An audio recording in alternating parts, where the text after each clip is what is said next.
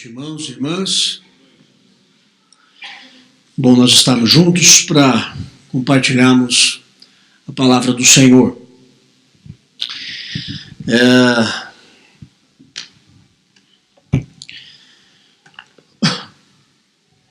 Nós, não sei se tem como projetar ali a chamada, mas nós estaremos, a partir de hoje, iniciando uma nova série de mensagens.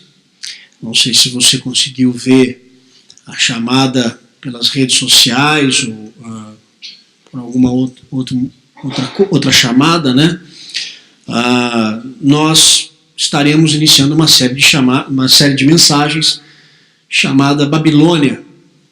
Eu não quero viver essa confusão.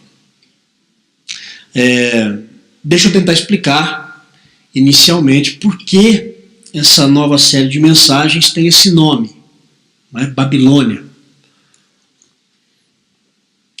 Há mais ou menos um mês atrás, muitas pessoas se manifestaram a respeito de um beijo entre duas mulheres, interpretadas pelas atrizes Fernanda Montenegro e Natália Timber, no primeiro capítulo da novela Babilônia. Um beijo entre essas duas mulheres. É claro que você sabe do que eu estou falando, que não foi um beijo no rosto, foi um beijo na boca, um beijo de namoro. Em decorrência dessa cena, muitos, e principalmente muitos cristãos, para não dizer na grande totalidade da questão, muitos se pronunciaram a fim de promover um boicote à novela. Não é? Talvez você tenha feito isso também. O que também é bom. O que precisa ficar evidente para nós é que cenas como essa estarão cada vez mais ao alcance natural dos nossos olhos. Você não vai precisar ligar a televisão para ver algo desse tipo. Basta você andar na rua, ou você ir a uma padaria, ou você ir a um shopping. Na faculdade, então, você vai também poder ver. Outra coisa que precisa ficar claro é que esse tipo, está um pouquinho alto aqui, esse tipo de discurso sempre foi promovido. Esse tipo de coisa que a gente viu na televisão sempre foi promovido. É claro que antes era menos explícito do que atualmente. Com a nova série, Babilônia, Eu Não Quero Viver Essa Confusão, eu preciso também deixar bem claro que, de modo algum, eu vou falar sobre novela. Tá? Muito menos vou perder o meu tempo para falar sobre os personagens da novela. Eu dei o nome a Babilônia nessa série tentando unir o significado da palavra Babilônia com o que nós temos ouvido atualmente a respeito de alguns assuntos. E não apenas pela via da novela, mas por tudo aquilo que a gente vê por aí. Babilônia vem do termo bíblico Babel. E Babel significa confusão. O que nós temos hoje é um discurso extremamente carregado de confusão em vários aspectos, dos quais eu quero abordar dentro de uma perspectiva correta. Se a Babilônia que nós vivemos, ou o mundo que nós vivemos, apresenta um discurso um tanto quanto confuso a respeito de alguns assuntos, eu quero me propor, a partir desse domingo e nos outros próximos 3 domingos, trabalhar em cima de alguns assuntos dentro de uma perspectiva correta. Sobre família, sobre prazer, sobre poder e sobre a cidade. Qual é o objetivo dessa série? O objetivo da série é munir a nossa mente para que nós tenhamos também uma capacidade de defender a nossa fé e de argumentar e de dialogar munir não apenas também a mente, mas munir também o nosso coração, para que nós também sejamos capazes de crer o que a palavra do Senhor tem a dizer a respeito de família, tem a dizer a respeito do prazer, a dizer a respeito do poder e dizer a respeito da cidade. Portanto, hoje nós vamos iniciar essa série e nós vamos iniciar falando sobre uma perspectiva correta sobre a família. E eu quero convidar você a abrir a sua Bíblia em Gênesis capítulo 2.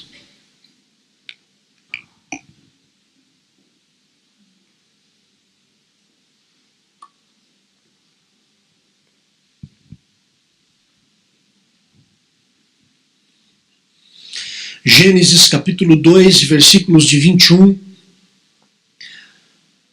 até 25. Gênesis capítulo 2, versículos de 21 até 25, diz assim: Então o Senhor fez cair pesado sono sobre o homem, e este adormeceu. Tomou uma das suas costelas e fechou o lugar com carne. E a costela que o Senhor Deus tomara ao homem, transformou-a numa mulher, e lhe a trouxe. E disse o homem: Esta, afinal, é osso dos meus ossos e carne da minha carne. Chamar-se-á varoa, porque do varão foi tomada. Por isso, deixa o homem, pai e mãe, e se une à sua mulher, tornando-se os dois uma só carne. Ora, um e outro, o homem e sua mulher, estavam nus e não se envergonhavam. Pai, nós precisamos ouvir a Tua voz nessa noite e pedimos para que o Senhor nos oriente, para que o Senhor tenha misericórdia de nós e abençoe-nos. Abençoe minha vida na exposição da verdade bíblica e que ela também possa cair no solo do nosso coração e que possamos compreendê-la, que possamos falar sobre ela e possamos viver o que ela nos ensina. Em nome de Jesus eu oro. Amém.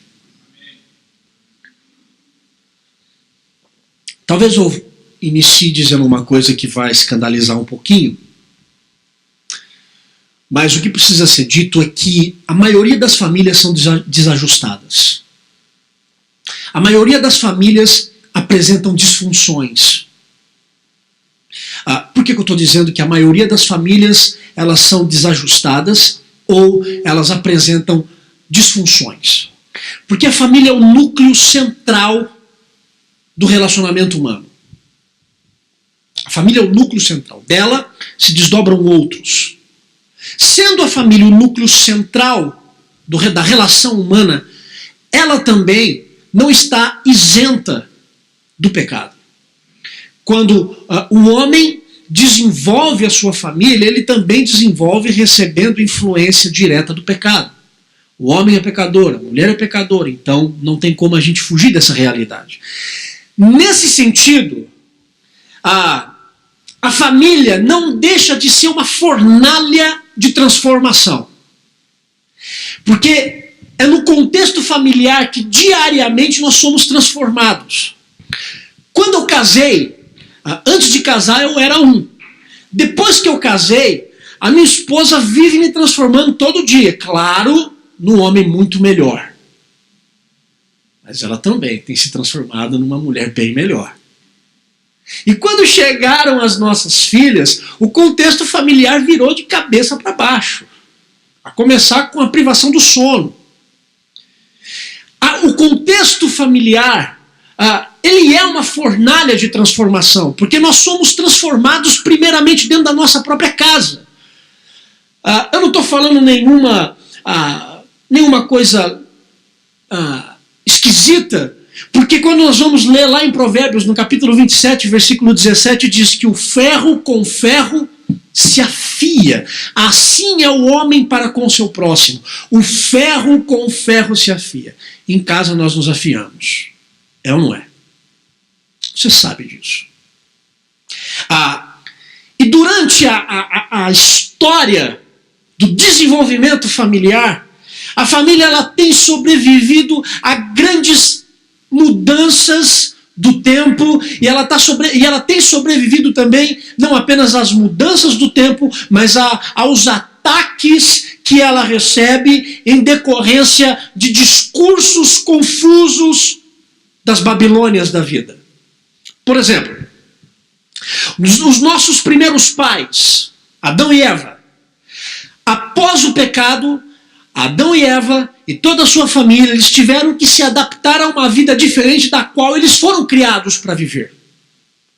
E a partir daí, a partir dessa adaptação e a partir do pecado entrando no contexto familiar, a história da família tem sido marcada por grandes tragédias, das quais eu posso falar algumas que pode ter influenciado a sua e você pode dizer alguma que eu não vou dizer. Assassinatos, incestos, agressões, abusos, desonestidade, falta de obediência, adultérios, separações, e a gente pode dizer muitos, e citar muitos outros exemplos. Se nós pegarmos agora e dermos um salto gigantesco na história, vamos lembrar da Revolução Industrial. O que aconteceu na Revolução Industrial? A família mais uma vez passou a lutar pela sua sobrevivência. Porque antes da Revolução Industrial, as famílias trabalhavam juntas. E quando elas trabalhavam juntas, elas difundiam a profissão da família de geração pós geração.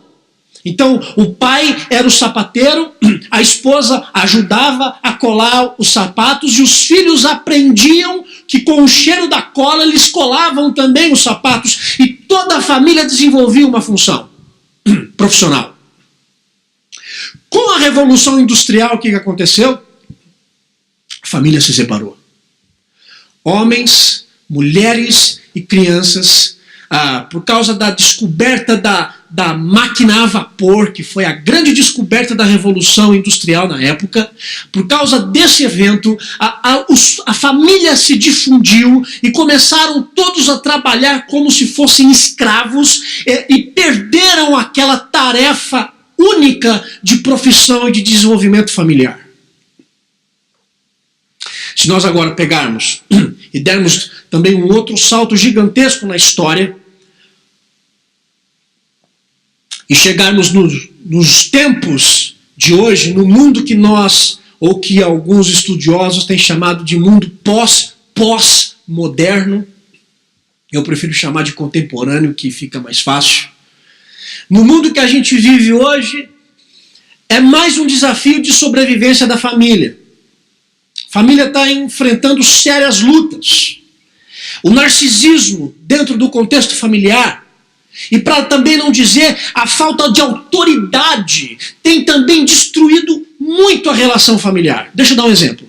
Nos tempos antigos, aqueles mais antigos que estão aqui vão poder afirmar isso. Nos tempos mais antigos, os pais diziam para os filhos assim: filho, sente aqui.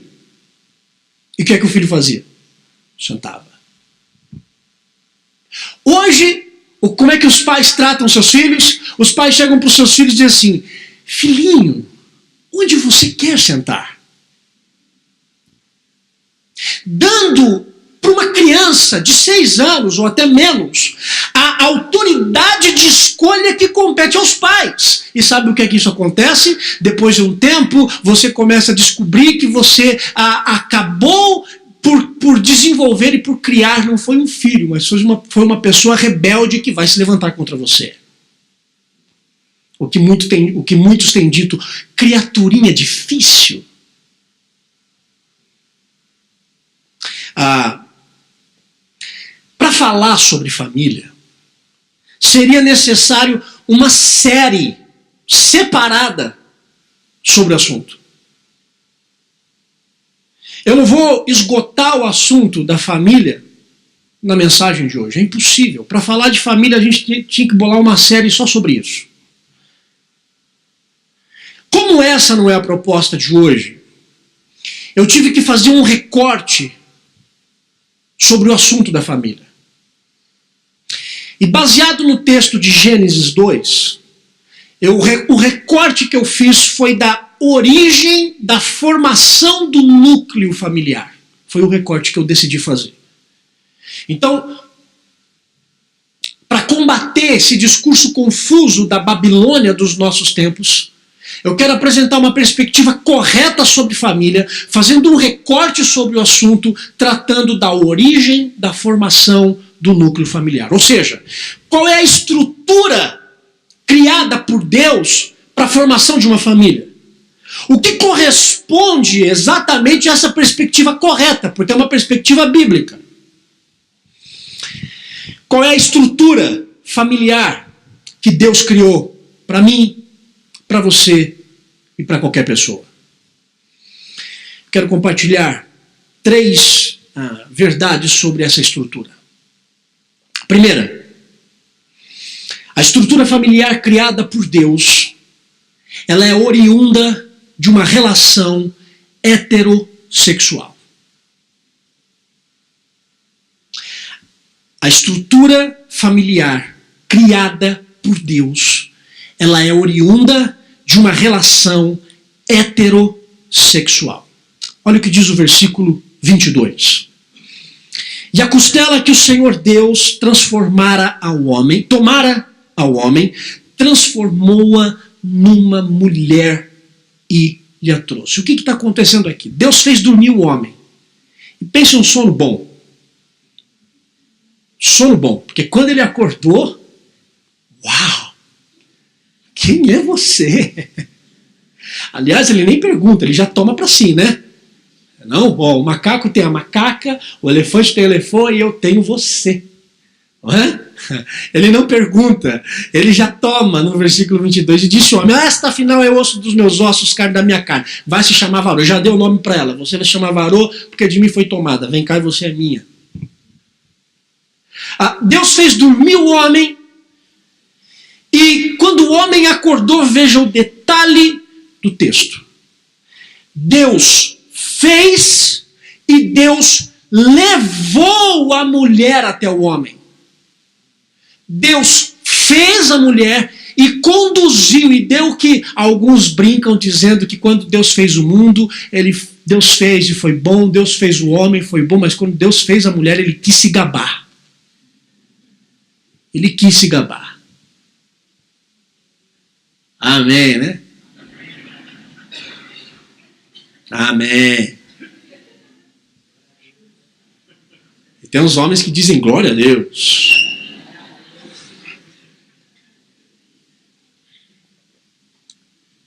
Veja o detalhe. Deus fez e levou essa mulher ao homem. Porque Deus já havia também de algum modo predeterminado e também percebido que a melhor companhia para o homem na formação familiar seria uma mulher.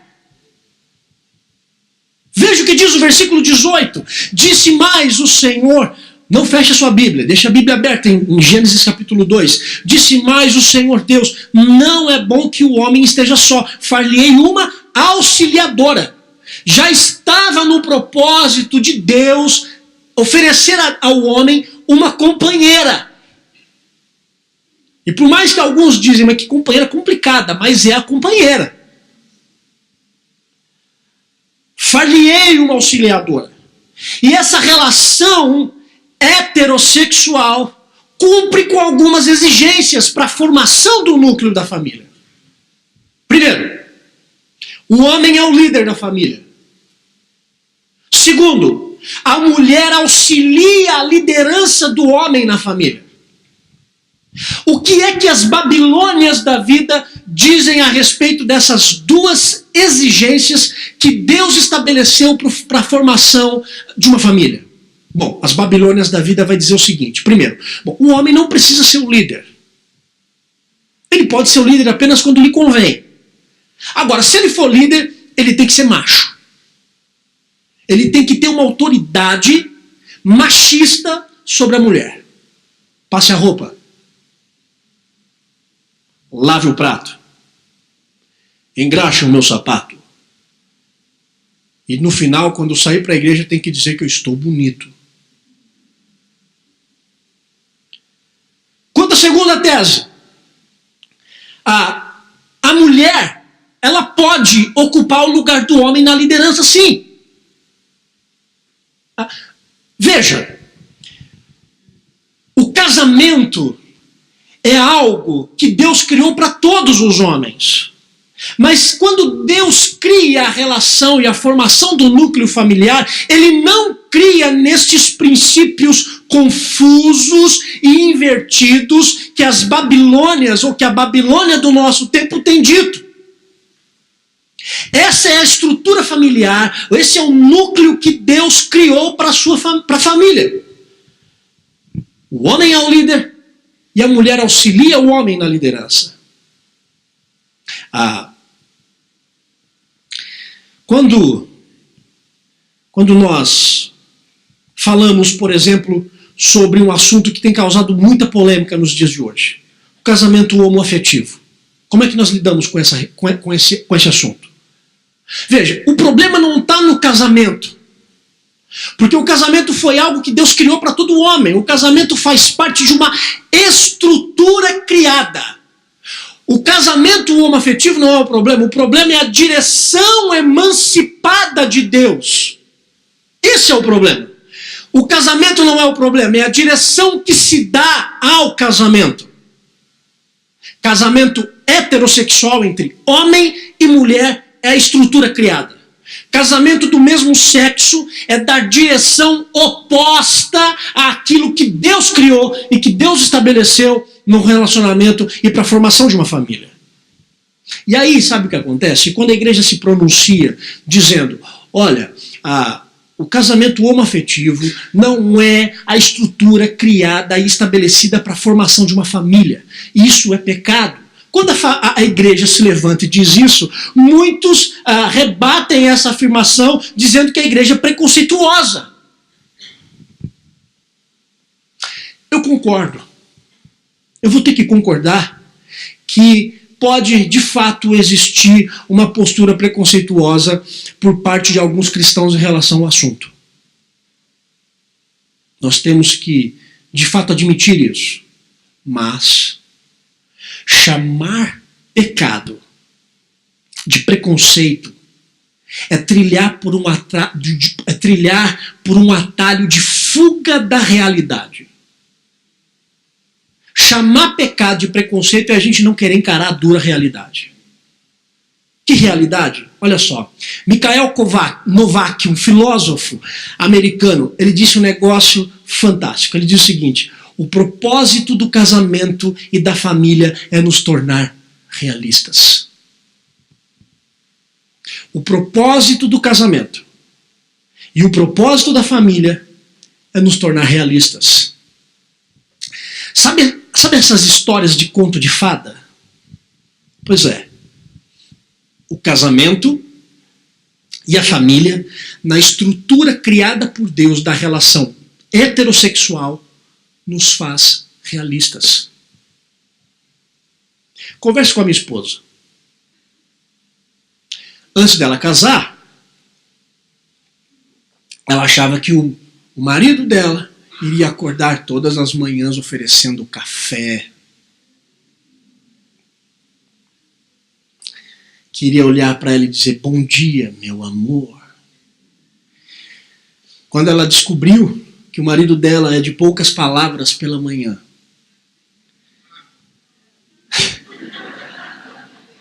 e eu tenho descoberto nessa noite que não apenas eu, glória a Deus. Quando a minha esposa descobriu, em um café da manhã, depois da lua de mel, nós estávamos em Brasília, ela fez um café delicioso, mas eu vim do interior de São Paulo e eu sou fascinado por café, pão e manteiga. Você pode botar 1000 coisas. Eu vou comer manteiga, pão e café. E estou satisfeito. Não é fácil me agradar. Você pode me chamar para tomar café na sua casa. E num dia nós acordamos e a Diana fez um café maravilhoso. Eu acordei, aquela mesa, né, cheia de coisa. Eu nem olhei direito, vi o que tinha, nem sentei. E ela, bom dia! Bom dia. E aí, tudo bem? Uhum. onde está o açúcar. Não é? E ela, mas tudo bem mesmo? Eu falei, tá, tudo bem. E cortando pão, né? Tudo bem. Ela disse, mas você está estranho. O que foi? O que eu fiz? Aconteceu alguma coisa? Você está bem? Você não quer separar, não. O que foi? Eu disse assim para ela, falei, vamos fazer o seguinte, olha que grosso. Eu disse assim para ela, vamos fazer o seguinte, eu acabei de acordar, eu falo pouco quando eu acordo, deixa eu falar com você primeiro, antes de você falar comigo. Ela, meu Deus! Chorou. Procurou alguém para se aconselhar, eu casei com um monstro. É a realidade. Então você que está namorando, o rapazinho todo engomadinho, bonitinho, cabelinho penteado, cuidado no café da manhã. Quando você casar, preste bem atenção, viu? A realidade, o casamento e a família nos faz cair na realidade. E eu fico pensando que esse relacionamento homoafetivo nada mais é do que tentar fugir da realidade que se tem dentro de casa. A realidade para a qual Deus criou a formação, o núcleo familiar, que, diga-se de passagem, é abençoador, porque é uma fornalha de transformação e nos transforma todos os dias.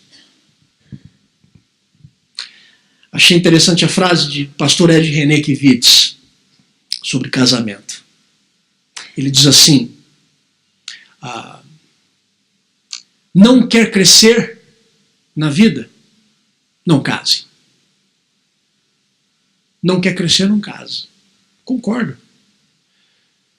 Mas se você quer crescer, meu irmão, você quer crescer, você que está aqui nessa noite, conheça alguém, faça um pacto de fidelidade com essa pessoa, coloque uma aliança na sua mão esquerda e você vai ver o que é crescer na vida. A primeira estrutura que Deus cria para a formação de uma família é a relação homem e mulher. Relação heterossexual.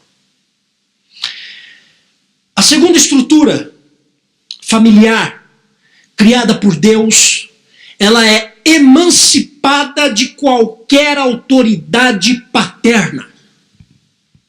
A segunda autoridade, a segunda estrutura familiar criada por Deus para o desenvolvimento de uma família, ela é a emancipação de qualquer autoridade paterna. Olha o que diz o versículo 24, acompanhe comigo. Por isso, deixa o homem pai e mãe e se une à sua mulher, tornando-se os dois uma só carne. Diz o texto, deixa o homem. Por que não fala deixa o homem e a mulher? Né? Começa com o homem.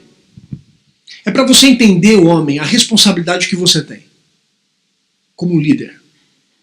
Ele começa com o homem. Deixa o homem, pai e mãe, e se une à sua mulher. O homem é o primeiro a deixar. Para que ele assuma a sua liderança na família que ele vai construir. O homem deixa a sua própria casa para construir um lugar onde a mulher possa viver segura. A mulher precisa estar segura. E o homem é chamado por Deus para criar esse ambiente de segurança em casa. Quando o homem sai, e aí ele sai, ele pega a esposa, a mulher, e aí eles vão juntos. E para onde eles vão juntos? Não é para casa no final, no quintal da mãe, e também não é vizinho da mãe nem da sogra. Vão juntos viver a sua independência dos pais, casados.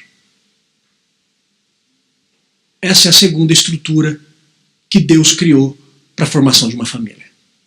Emancipação de qualquer autoridade paterna.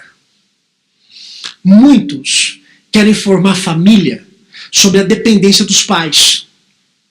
Muita gente quer casar tendo ainda a autoridade dos pais como árbitro, como regente da relação familiar. Essa não é a estrutura criada por Deus para a formação de uma família.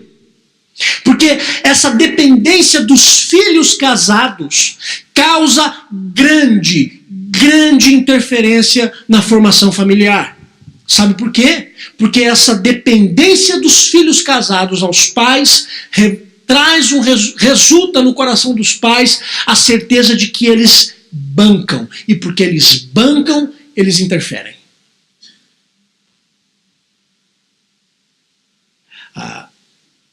E os pais que interferem porque bancam, eles se sentem na liberdade de manterem a sua autoridade na casa do próprio filho com a esposa. Ou vice-versa.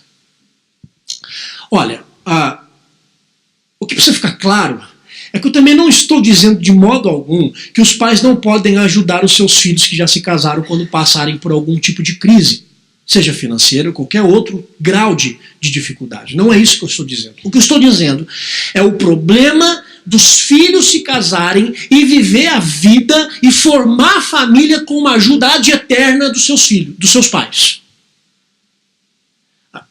Essa emancipação da autoridade paterna, ela pode ser também muito bem definida como maturidade. Quando se casa e se tem essa emancipação dos pais, você começa a desenvolver a sua autoridade para tomar decisões e arcar com elas, para lidar e direcionar com as suas finanças, com o dinheiro que você tem, para você traçar os objetivos, e você também começa a usar da sua maturidade para planejar a educação e o crescimento da sua própria família, seja da sua esposa, seja seu, seja um dos seus filhos.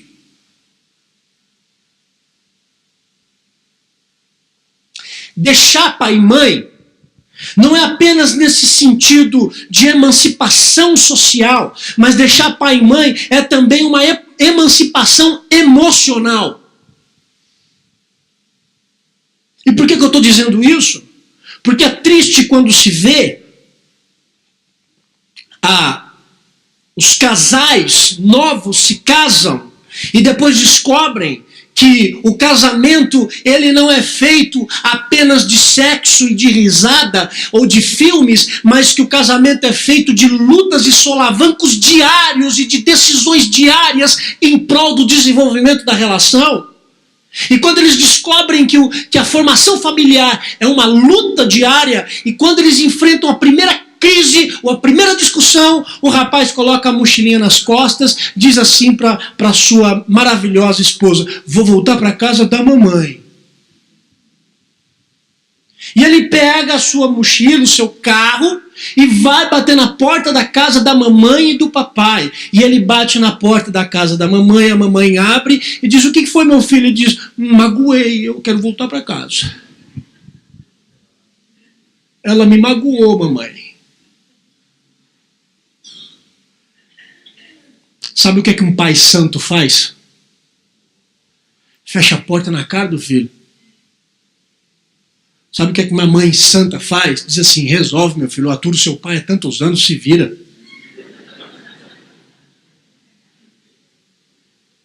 Se vira. É uma emancipação emocional. A volta, casou-se, querer voltar, não é a estrutura familiar que Deus criou. Os pais, quando os filhos baterem a porta da sua casa, pais, lembrem-se de dizer isso para eles: vocês saíram, vocês foram, que Deus abençoe sua vida.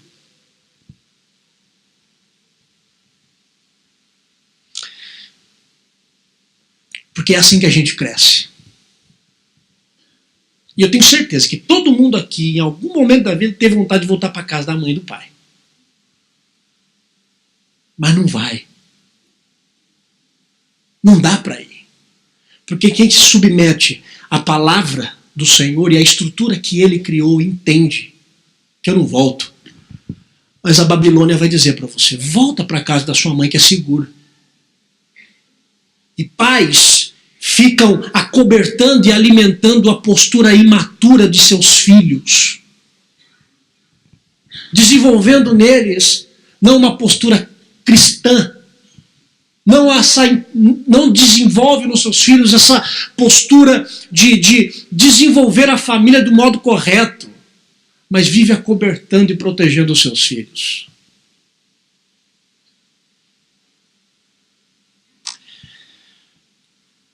Essa é a segunda estrutura familiar criada por Deus.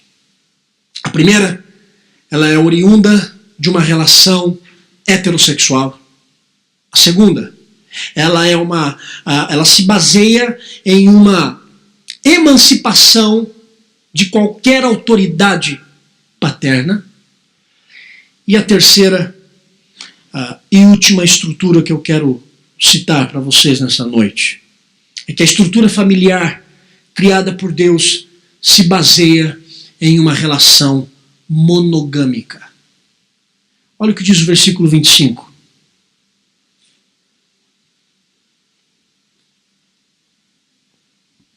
Ora, um e outro, o homem e sua singular mulher, estavam nus e não se envergonhavam. Estavam vivendo o casamento sem pecado. Que maravilha.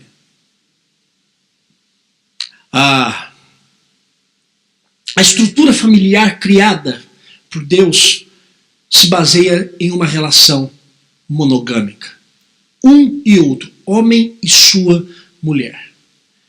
A estrutura criada por Deus é um homem para uma mulher na relação matrimonial e na formação da família. O que passar disso é anomalia. E eu não vou dizer que é preconceito, é pecado, é idolatria, é qualquer outra coisa que tire aquilo que Deus planejou para mim e para você.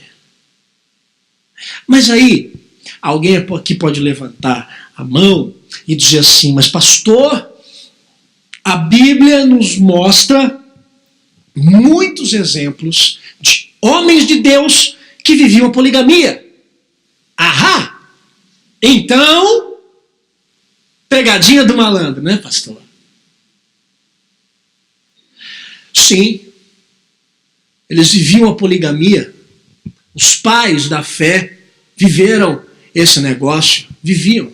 Agora, isso não significa que eles estavam cumprindo com a estrutura que Deus criou. O que a gente precisa lembrar é que os pais da fé eram homens pecadores e que erraram também muitas vezes. Deixa eu tentar traçar para você, delinear para você uma ideia a respeito da poligamia na Bíblia. A Bíblia faz uma sensível comparação entre duas genealogias.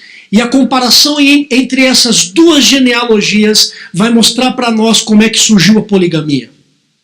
A primeira genealogia é a genealogia de Sete. A segunda genealogia que eu quero falar é a genealogia de Caim. Depois que Caim matou Abel, Adão e Eva tiveram outro filho, Sete. E se você olhar a genealogia de Sete, você vai ver que os descendentes desse homem se caracterizavam por piedade e por retidão. Matusalém, Noé e Enoque. Homens que eu não preciso citar tanto, mas depois você pode procurá-los, estudar um pouquinho sobre eles nas Escrituras, no livro de Gênesis. A genealogia de Caim, ela é o inverso registrado sobre a genealogia de Sete. Porque enquanto que a genealogia de Sete pode ser caracterizada por piedade e por retidão, a genealogia de Caim, ela pode ser caracterizada pela malandragem, pura malandragem, de onde se veio o nome de Lameque. Lameque é o primeiro polígamo registrado. E além do seu amor à poligamia, ele também tinha um amor à violência. Duas genealogias que se distinguem. A poligamia, ela nasce na genealogia daqueles que se rebelaram contra o Senhor e que foram malandros.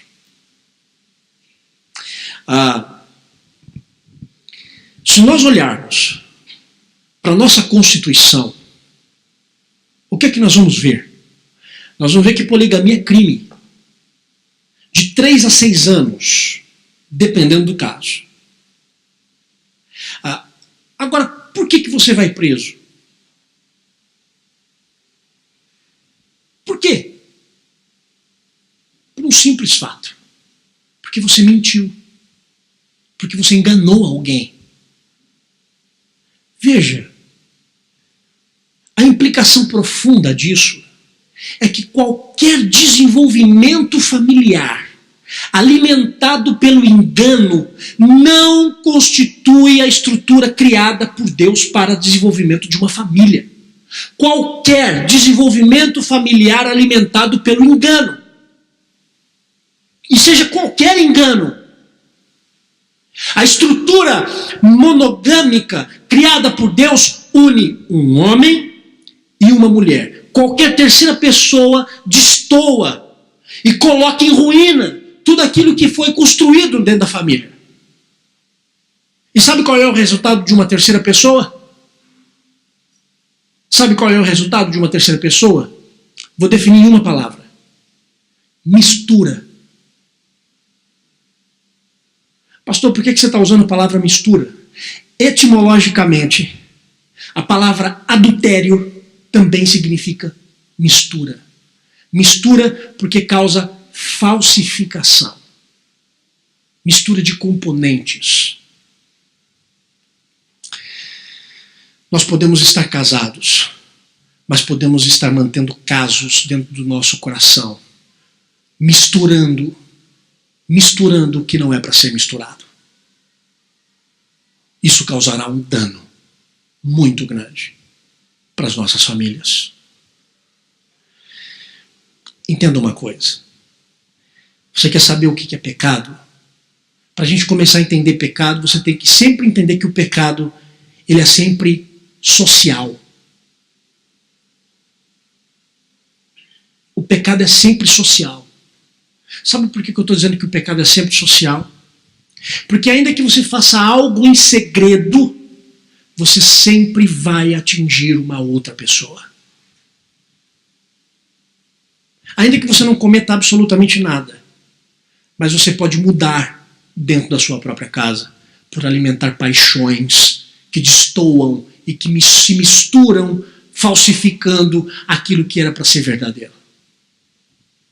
Caráter é sempre social. Não venha dizer para mim esse negócio, não, enquanto eu peco, mas está atingindo apenas a mim, é uma coisa. Não, seu pecado não atinge apenas a você. Pense você como um filho. Você é um filho. Está vivendo uma vida de rebeldia. E está fazendo coisas que estão atingindo fisicamente e exclusivamente a você. Mas olhe para sua mãe. Olhe para o seu pai, que tem orado por você.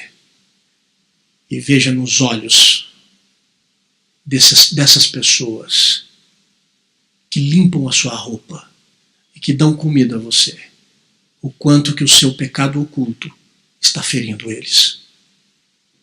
Pecado é sempre social.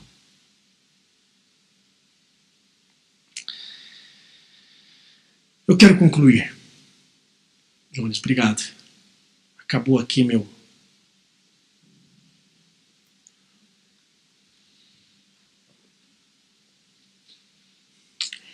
Quero concluir. Essa é a estrutura familiar que Deus criou.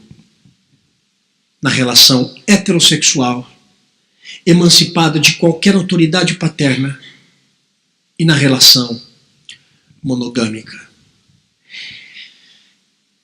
Essa estrutura, ela tem sido destruída em prol de uma satisfação pessoal. Essa estrutura criada por Deus, ela tem sido destruída em prol de uma satisfação pessoal. E que a gente pode dar um nome para ela. Prazer. Prazer. É uma palavra que nós precisamos compreender melhor. E esta vai ser a temática da próxima mensagem, do próximo domingo. Uma perspectiva correta sobre o prazer. Um termo que hoje temos a impressão que está exclusivamente nas mãos de Satanás e do pecado. Necessariamente não.